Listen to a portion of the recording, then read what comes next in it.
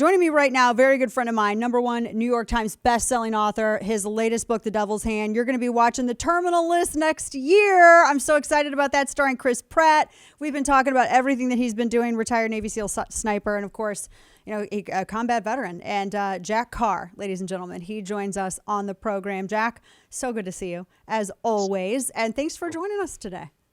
Thank you so much for having me on. What a crazy time. It's always great to see you, and I love catching up, but oh my gosh, what a crazy time we're dealing with right now, and especially veterans to see what's going on in Afghanistan, dealing with that. I mean, I think about them, but then I also think about the families of those who lost a child, if they're a parent, spouses that lost loved ones, children who lost parents are looking at this as well. So it's not just the veterans that came home dealing with the emotional and physical trauma of the battlefield. It's everyone who loves them in their circle. And they're all looking at this and just wondering what those last 20 years were really all about, which is a valid thing to ask. So it's a tough time for everybody. So especially if you know somebody like that, I just want to be sure and say that if you think they're hurting, they are 100%, and just reach out, especially during these next few weeks, and be a little more sensitive than normal, maybe, and reach out and help if they need it or if you need it. Yeah, amen to that. Amen to that. It's been tough to watch the aftermath, and it was,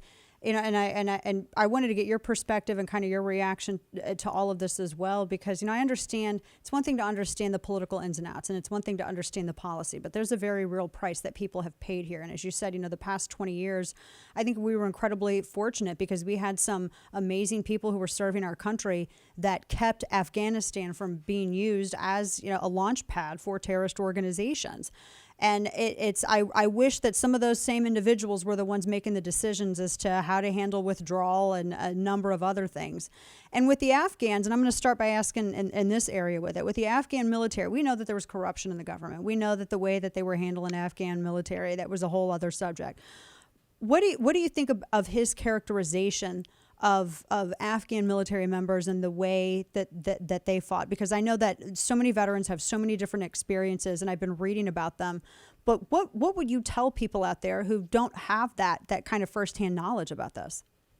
Well, it tells me just how little thought that he or the people around him have put into this. We've had 20 years of generals sitting down in front of Congress talking about how the Afghan forces are going to meet their goals by X date or this date. And then they turn over 2 or 3 years later with another general who sits down in a very similar uniform, says very similar things. All we need is a little more money. All we need is some more forces or different types of forces or whatever it might be. But always projecting, hey, we're going to meet this deadline. The Afghan forces are standing up as we stand down. We remember all these things. We have 20 years of data to look at. So for a president to hear that and then, they didn't fight. Okay, next issue. There's a little more to it than that. We were out there on the battlefield with them in a lot of these countries, Iraq and Afghanistan. If you're a soldier and you take a risk on the battlefield and it doesn't work out, just culturally, it pretty much means off with your head at that point, which does not mean that does not encourage them to take risks on the battlefield, which is a very important thing to do. So there's all these things. We had air assets, we had intelligence assets, we had our leadership right there, helping them along as we trained them up right there, standing next to some of their leaders. So there's a lot more to it than just they didn't fight, they ran away. And also, they're not dumb. They can read the tea leaves. They can see what's happening here. They can see they're about to get overrun, and then they can go protect their families, move out of the country, move to the mountains, whatever it might be, but take steps that keep them and their families from getting killed. So there's a lot more to it than that just they didn't want to fight or they ran away, which is, it's discouraging to hear our leader say that, because obviously he was never out there on the battlefield standing next to these guys. Yeah, not the best assessment that he could have given. We're talking to our friend Jack Carr. You know him, New York Times bestselling author, also retired Navy SEAL as well. And one of the things that interests me about this, and we were talking about this a little earlier on the show, is that here in America, everybody who serves in our military, everyone in America, this country is so unique because we unite around liberty. We don't unite around a religion. We don't unite around an ethnicity. We unite around the principle of liberty. Do you love freedom? Yes. Okay, let's go do this. And it's very different when you're looking at whether it's in Iraq or whether you're looking at Afghanistan, because you have so many different tribal factions. And I know that not all of the tribal factions get along, and that does present hurdles when you're trying to get a fighting force together, and it's really difficult to make that work. Can you speak to that a little bit? Because it feels as though maybe that was one of the things that maybe the higher ups could have paid attention to. Well, it certainly complicates the issue, that's for sure. So you have the tribal issue, you have warlords, you have a country where it is where loyalty is looked at a little differently than we look at it here in the United States, where hey, switching sides to the side that's going to win is very normal. Bribery is just normal; it's just a part of the culture. What we call corruption is just life to them. There. It's just how things are done. Then, of course, you have language issues, you have centuries old grievances, you have borders that they don't recognize, but we do, which allows them to have sanctuary to our right and our left flanks as we're trying to deal with this situation. So there's a lot that could have been done differently, that's for sure, as far as a cultural understanding of the people that we're going to engage with in a conflict that they called the Long War very early on in this conflict. And then there's also the issue of accountability here. So on the battlefield, any of us who actually fought were held accountable if we made mistakes. Our senior level leaders were not. All those people we just talked about that sat in front of Congress that gave these projections and asked for more money and asked for more troops and all those sort of things. Well, guess what? None of those guys were held accountable. The only ones that were had some sort of a personal scandal of some sort, but not because of professional failures. And there are plenty of professional failures to look at over the last 20 years that would have got someone fired from the inception of this country up until Vietnam. That's when that really started changing. George Washington fired people. President Lincoln fired a lot of people until we got to Grant. You have George Marshall before and during World War II, who fired tons of people to get the right people in place that allowed us to win that war. And then things started to change after that. So we have not seen people fired for performance at those senior levels for a very long time. They were never held accountable. They get full pensions, 4-star general retirements, and go sit on the boards of these corporations that are making a ton of money from the war effort. So the military industrial complex is alive and well in this country, and gives me a lot to work with in the fictional space as I write my novels. I was going to say, this is one of the reasons why I think Jack's books are so many people. It doesn't matter how you're coming at them. So many people identify with them in the story because you see this play out in the headlines. Talking to our friend Jack Carr, his latest book, The Devil's Hand, and of course you're going to be able to watch The Terminal List with Amazon. I'm so excited about this, starring Chris Pratt. Jack's done such great work.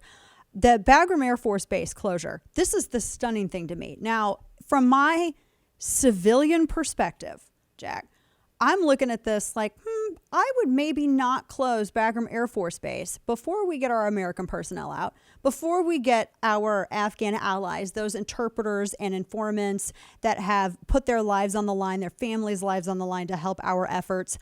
I maybe wouldn't close that airfield and leave all of our equipment there before making this big announcement. How in the world does something like that happen?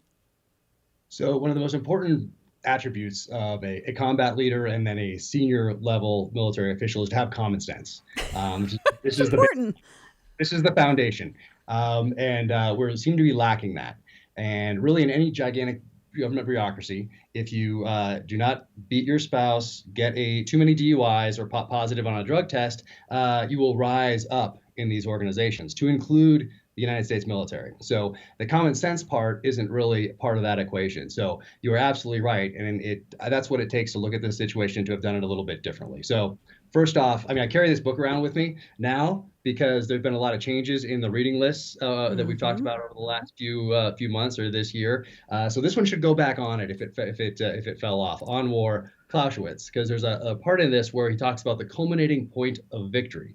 We hit that 2001, 2002 timeframe, and that means that if you go past that point, you turn that success into a failure. So that's what we did. So we started focusing on Reconstruction, and then we shifted focus to Iraq, and then we thought we're going to solve this corruption that's just endemic in the culture of Afghanistan to begin with. But we're going to solve that from the outside. No, culminating point of victory happened very early on in this conflict, and then we turned that initial success into a failure, and we're seeing that play out now on television. But now that we got to this point 20 years later, what could we have done differently? Yes, you're exactly right. We would want to hold on to that base, and we would say, so this was what I would do. I would say, okay, why don't we just say that we're going to get out in spring, summer of 2022? Let's give that date. Let's say June 1st of 2022. During this next few months, we quietly start working on these visa issues, doing these background checks on the people that helped us, figuring out where they're going to go, get that all set up, and we send special operations in, and we start pounding the enemy so hard to keep them off balance. We take the gloves off and we keep them on the defensive.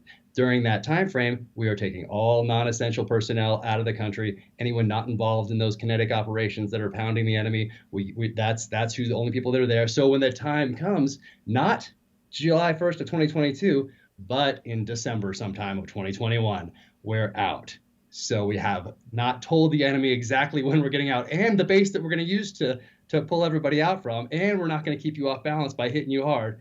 Anyway, it's almost like we could not have done this worse had we been actively trying.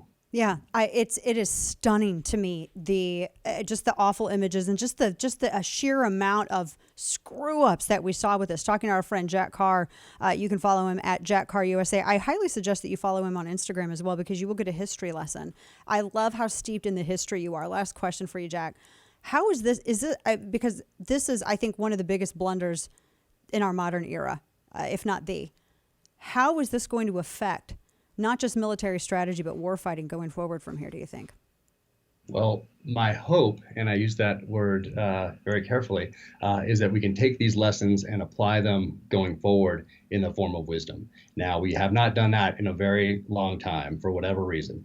Specific to Afghanistan, we could have gone back. We could have looked at Genghis Khan. Okay, we could have looked at the British in the 1800s. We could have looked at the British in the early 1900s. We could have looked at the Soviets from 79 to 89. But we did not. We could have looked at our own Vietnam experience. We could have looked at all that holistically and taken those lessons and applied them to this conflict. I mean, that's a lot of data to look at. It's a lot of information that we have. It's not like we're going into this totally blind. We have a lot of information.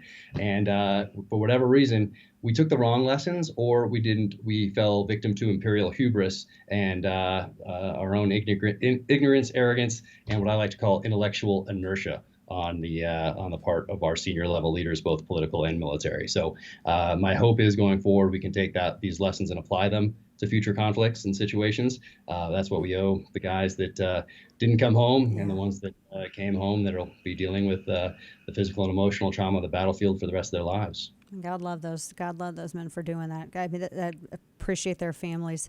You know, Jack, I think I'd take some mean tweets about now.